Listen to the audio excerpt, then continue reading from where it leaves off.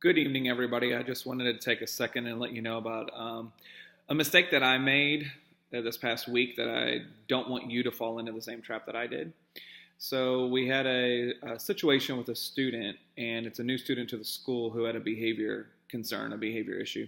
And I worked with that student a little bit, but when I saw the parent come into the office to check the student out, I took it upon myself to go speak with the parent a little bit. Unfortunately, that was my first contact with that parent.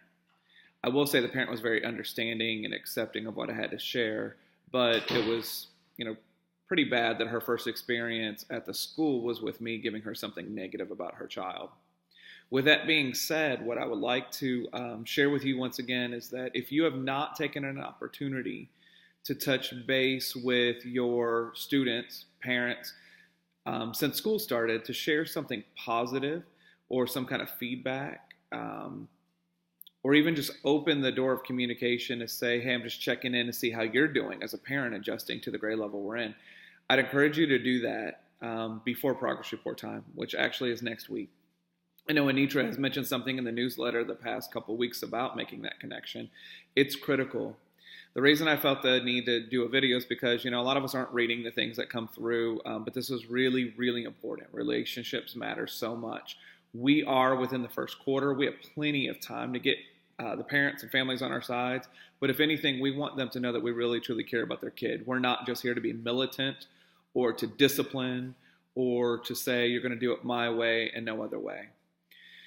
So I really want us to think about that and take an opportunity, like I said, to make a connection with those parents in case you haven't yet. I know as a parent myself, I've received a phone call from a teacher, and I appreciated that, just checking in. So over the next week, please check in. Let us know how those phone calls go. Also, this would be a good time to do a folder check. I've had an opportunity to look at a few folders myself recently, and like we said, we do not want a bunch of negative comments going home in folders over and over and over.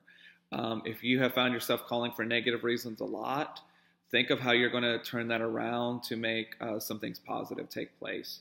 Think of the structures that's going on in the classroom. If it's a day where you're frustrated yourself because of maybe you just weren't prepared or planned ahead as much, we all have those days, but reflect on it and think about it, what impact that makes too. Also, several people are rushing to try to put kids on RTI for behavior already. Think about that. What are you trying to change? What are you trying to do and accomplish? Does the child need to be on RTI? What's your end goal there?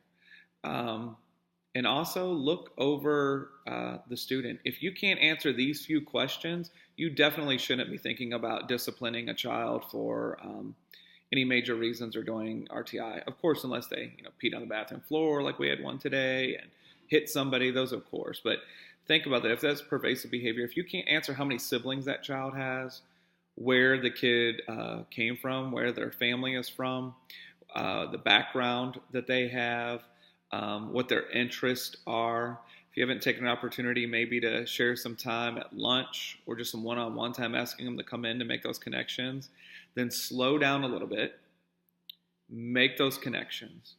Don't get so hung up on how everything has to be perfect. Everything's not going to be perfect. The kids that come to us come in all those little different packages, and we have to find ways to connect. And sometimes that means stepping out of our box. So just a few notes from today and mistakes that I've made recently already, even since the year started, and that I'm hoping that you guys will not fall into the same trap. So I'm asking all of you, if you have not yet, make contact with your families by phone before the end of next week and let us know how that goes, especially if you think a student's going to be receiving a progress report that has a 2 on it when all that child had on the report card last year is 3s. Not saying that child doesn't deserve a 2, but really think about it. You're going to want to connect and make sure the parents are aware of why they're getting that 2. Otherwise, without being proactive, you're going to get a lot of flack on the other side of things after progress reports go home. All right? So just a couple tidbits for tonight. If we can help you make phone calls, if you feel you need coverage for your class, so you go make phone calls, whatever it is, we'll help you get that done. It really is that important. It's really that critical. Anitra and I have talked about relationships and how Minshew takes those above and beyond. So this isn't just something that we're we're kind of asking to do. It's something that we really need to do as a community. Remember what we said at Academy, we want our kids walking through the doors feeling.